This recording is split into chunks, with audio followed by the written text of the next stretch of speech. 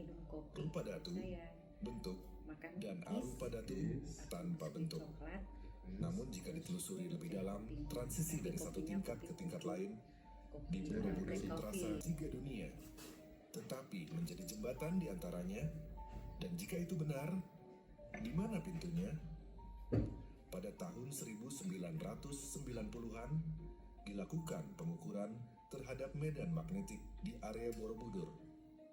Hasilnya tidak diumumkan secara luas, tapi bocoran dari teknisi menyebutkan ada anomali frekuensi, getaran mikro yang konstan, meskipun tidak ada aktivitas seismik.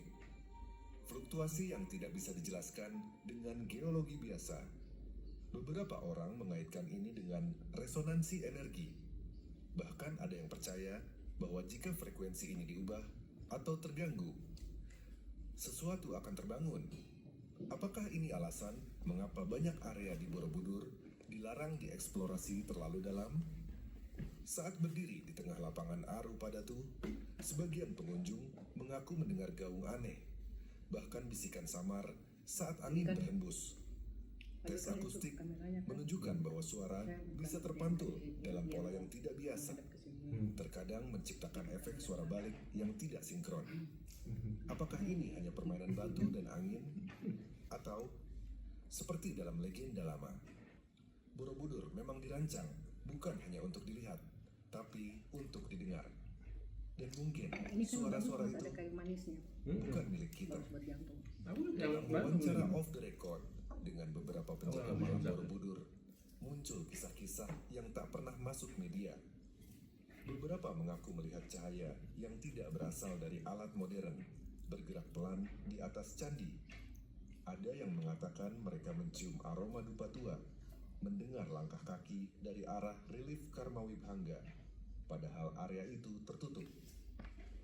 Dan yang paling menyeramkan, mimpi berulang tentang gerbang besar yang tertanam di dasar candi, dijaga oleh sosok berselubung yang hanya menatap dan menunggu. Borobudur adalah warisan dunia, gitu ya. situs suci, kebanggaan bangsa. Bangunan kayak gitu kalau nggak ada. Namun dari semua hal yang diketahui publik, lebih banyak lagi yang tak pernah diberitakan. Relief yang hilang, penemuan yang dikunci, dokumentasi yang tidak dibagikan, foto-foto dari zaman kolonial yang menghilang, bahkan larangan eksplorasi menggunakan teknologi radar menembus batu tanpa alasan jelas. Semua ini mengarah pada satu pertanyaan besar: apa yang sebenarnya disembunyikan oleh Borobudur? Dan siapa yang memastikan rahasia itu tetap terkubur? Dari pertanyaan itu lahir sebuah teori yang terlalu gila bagi sejarah, namun terlalu konsisten untuk diabaikan, bahwa Borobudur dibangun bukan sebagai tempat ibadah biasa, melainkan sebagai penjara kuno. Bukan untuk manusia, tapi untuk entitas, energi, atau kesadaran lain yang tidak boleh terlepas ke dunia ini. Dalam banyak tradisi Nusantara kuno, dikenal kepercayaan tentang segel bumi, tempat-tempat yang mengurung kekuatan besar demi menjaga keseimbangan dunia. Gunung, danau, gua, bahkan candi.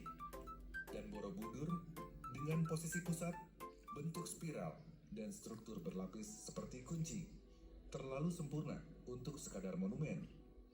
Beberapa ahli spiritual bahkan menyebut Borobudur sebagai cakra bumi, titik di mana energi dunia berkumpul dan disalurkan, dan jika dikacaukan akan menimbulkan resonansi destruktif. Mereka percaya yang dikurung bukan sekadar kekuatan, tapi kesadaran purba yang pernah mengguncang dunia. Menariknya, teori ini bukan hanya muncul dari akademisi alternatif atau praktisi esoterik. Bahkan, kisah rakyat lokal mengisyaratkan hal yang sama. Di beberapa desa sekitar Borobudur, ada cerita lama tentang penjaga candi yang tidak terlihat. Sosok-sosok tinggi berjubah gelap yang hanya muncul saat malam bulan mati.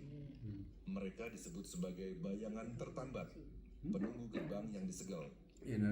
Dalam versi lain, disebut bahwa Borobudur dulunya adalah penutup lubang ke dunia lain.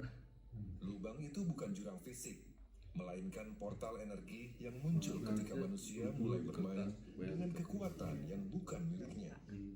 Orang-orang tua dulu berkata, jangan mendekat ke tengah saat malam hari. Jangan duduk diam di batu-batu itu terlalu lama, karena kamu mungkin mendengar nama yang seharusnya tak pernah disebut.